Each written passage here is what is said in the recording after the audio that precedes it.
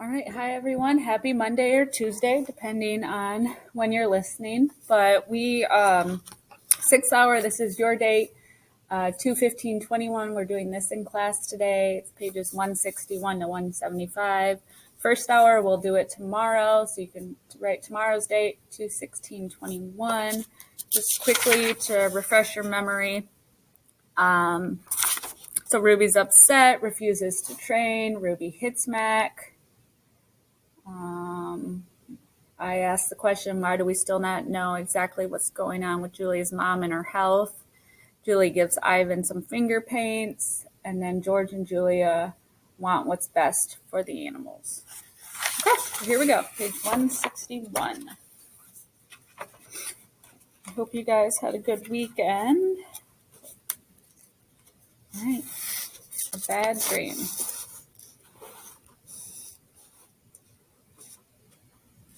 I lie awake, peeling dried red paint off my fingertips. Bob, who accidentally walked on one of my paintings, is licking his red paws. Every so often, I glance over at the empty ring. The claw stick glints in the moonlight. Stop! No! Ruby's frantic cries startle me. Ruby, I call. You're having a bad dream. You're okay. You're safe. Where's Stella? She asks, gulping air. Before I can answer, she says, Never mind. I remember now.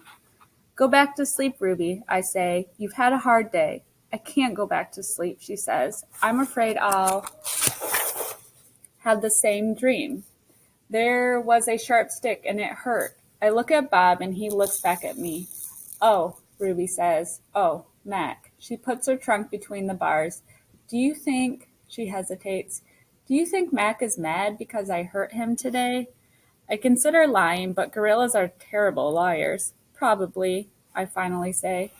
He ran away after that, Ruby says. Bob gives a scornful laugh. Crawled away is more like it. We are quiet for a while. Branches claw at the roof. A light rain drums. One of the parrots murmurs something in her sleep. Ruby breaks the silence. Ivan, I smell something funny. He can't help it, Bob says. I believe she's referring to the finger paints Julia gave me, I say. What are finger paints? Ruby asks. You make pictures with them, I explain. Could you make a picture of me? Maybe someday. I remember Julia's picture, the one that will be worth $1,000,000. I hold it up to the glass. Look, it's you. Julia made it. It's hard to see, Ruby says. There's not much moonlight. Why do I have two trunks? I examine the picture. Those are feet. Why do I have 2 feet? That's called artistic license, Bob says. Ruby sighs. Could you tell me another story? She asks. I don't think I can ever go back to sleep. I told you all I remember, I say with a helpless shrug. Then tell me a new story, she says. Make something up. I try to think, but my thoughts keep returning to Mac and his claw stick. Anything yet? Ruby asks. I'm working on it. Ivan, Ruby presses. Bob said you are going to save me. I search for true words. I'm working on that too. Ivan, Ruby says in a voice so low I can barely hear her. I have another question. I can tell from the sound of her voice that this will be a question that I don't want to answer. Ruby taps her trunk against the rusty iron bars of her door. Do you think, she asks, that I'll die in this domain someday, like Aunt Stella? Once again I consider lying, but when I look at Ruby, the half-formed words die in my throat. Not if I can help it, I say instead. Well, what a sad question. And that's really a sad realization where Ruby thinks, I'm in a cage and I'm going to die here just like Stella did. I feel something tighten in my chest, something dark and hot, and it's not a domain, I add. I pause and then I say it. It's a cage. Oh, look at that. He's finally saying it's a cage and not a domain. The story. I look at the ring, layered with fresh sawdust. I look at the skylight, at the half-hidden moon. I just thought of a story, I say. It is a made-up story. Is it a made-up story or a true one? Ruby asks. True, I say. I hope. Ruby leans against the bars. Her eyes hold the pale moon in them the way a still pond holds stars. Once upon a time, I say, there was a baby elephant. She was smart and brave, and she needed to go to a place called a zoo. What's a zoo? Ruby asks. A zoo, Ruby, is a place where humans make amends. Oh, I like that. Where humans make amends. A good zoo is a place where humans care for animals and keep them safe. Did the baby elephant get to the zoo? Ruby asks softly. I don't answer right away. Yes, I say at last. How did she get there? Ruby asks. She had a friend, I say, a friend who made a promise. All right. So Ivan is trying to stay true on his promise he made to Stella. How? It takes a long time, but finally Ruby returns to sleep. Ivan, Bob whispers, yawning, what you did about the zoo, how are you going to do it? Suddenly I feel as if I could sleep for 1,000 years. I don't know, I admit. You'll think of something, Bob says confidently, his voice trailing off as his eyes close. What if I don't? I ask. But Bob is already asleep. His little red feet dance, and I know he's running in his dreams. Remembering. Bob and Ruby sleep on. I don't sleep. I think of the promise I made to Stella and the pictures I made for Ruby, and I remember. I remember it all. I'm wondering, I definitely would have the question in my notes, is how Ivan's trying to stay true to this promise, but how is he actually going to escape the cages and get to a zoo? What they did. We were clinging to our mother, my sister and I, when the humans killed her. They shot my father next. Then they chopped off their hands, their feet, their heads.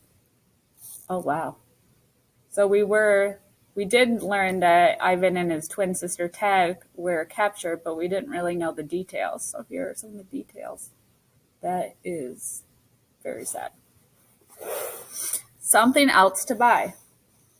There is a cluttered, musty store near my cage.